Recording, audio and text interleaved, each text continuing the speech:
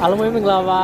ကျွန်တော်ဒီနေ့ကတော့ကိုရရှားနိုင်ငံမှာရှိရဲမစလင်းကြီးစာပွဲကိုရောက်နေတာပေါ့နော်ဒီတစ်ပတ်လုံးကမစလင်းကြီးစာဘလီသူတို့ပန်ကိတ်လို့ပြောမယ်ခင်ဗျာသူတို့ပန်ကိတ်လို့တာပေါ့နော်ဒါကိုစားမှဖြစ်ပါတယ်ဘာလို့ကို